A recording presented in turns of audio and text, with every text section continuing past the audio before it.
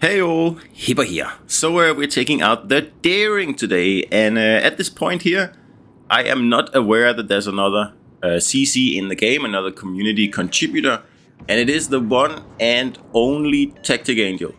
But again, I have no idea about that at the point. Sometimes I don't look at the list of players, I just play, and this is one of those times. So there's, I believe it's a Cap over here helping out, and Daring, I don't have it anymore, and I am researching it in the bureau the best I can. Well, not really actually the best I can, but I am researching it. And yeah, I'm looking forward to getting that ship again because it's actually fantastic. It's fabulous. I've said that a few times. I think it's the best destroyer in the game, and definitely the best destroyer at legendary tier. It's just such a multi-purpose tool that you can do pretty much anything in.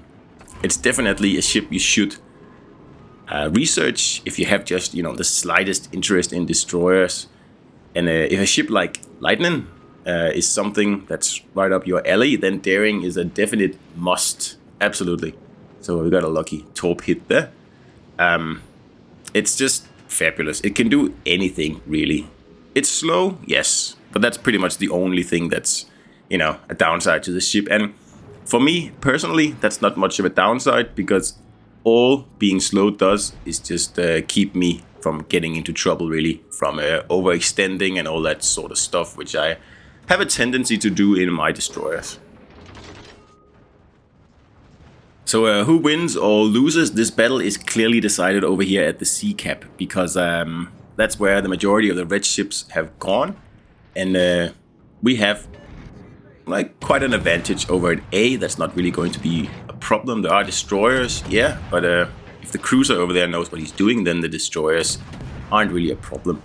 Over here we have a bit of action going on, and someone blind firing me there, and this is where the battle will be fought, really, because if we win this flank, that means we will have squished probably 2/3 of the enemy forces, and if our ships just hang out and don't do anything crazy, then it should be quite an easy win here. And still, I have no idea that Tactic is in this game here. I haven't noticed him at all, and I won't for a while yet. Also, I think for the people who started to actually intensely research the Daring when it first became available, I believe we are only a few days out before we start seeing the first actual, earned Darings, or it could be maybe a week. It should be just around these days here. So I look at this Montana here. We just send a whole line of torps at him, and then just pray that he actually, keeps sticking that nose out there. And the single fire torps on Daring is almost the best part. I love single fire torps. But like I said, we should start to see some actual, real Daring players soon, and not just these videos here that were shot by CCs when we were provided the ship for a few weeks. And there we go, 1, 2, 3, 4, 5 torp hits.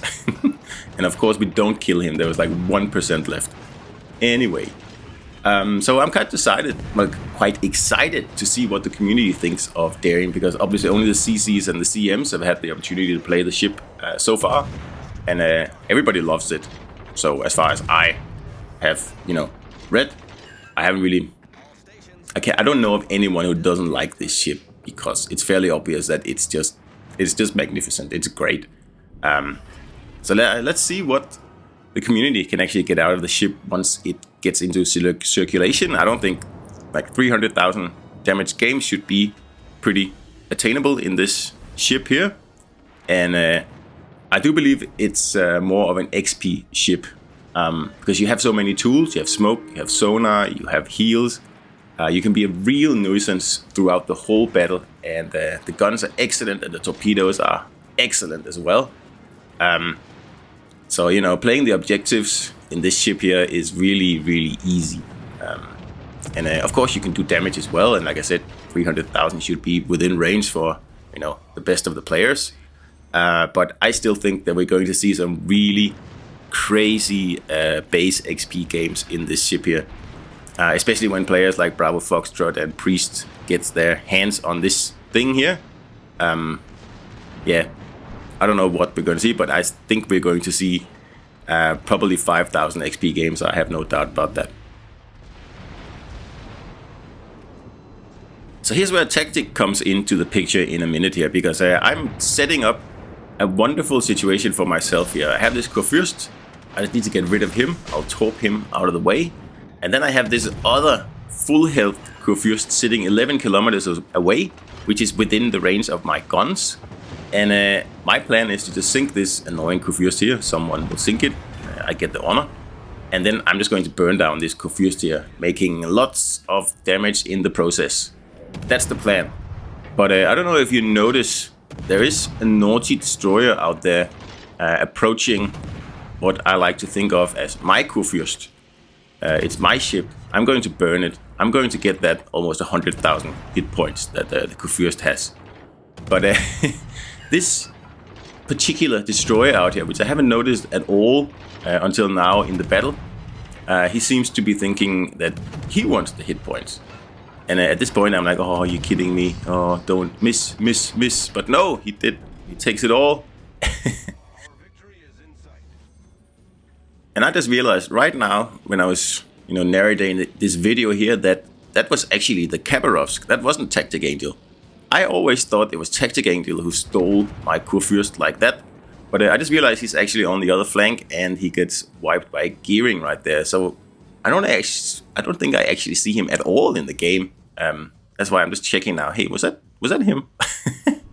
And it was. Well, I owe Tactic an apology, because in the CC Discord I was complaining, oh, you took my Kurfürst, but it turns out that it actually wasn't him. He was completely innocent, and yeah, my bad.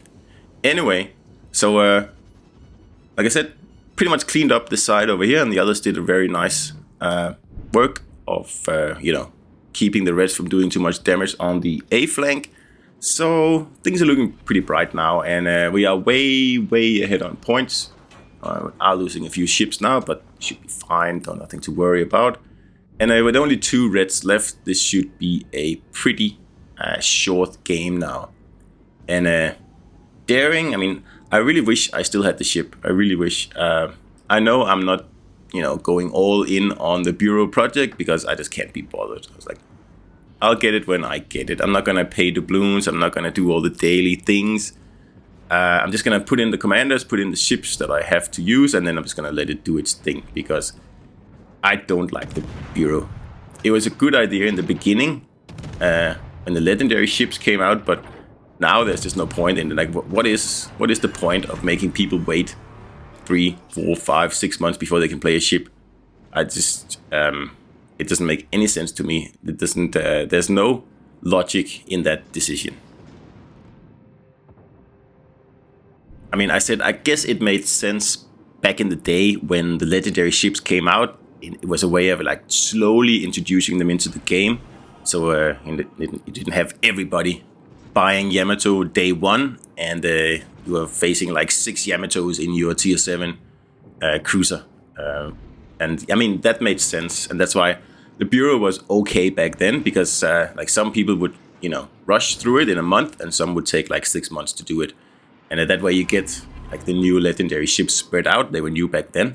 But these days, the Bureau makes no sense.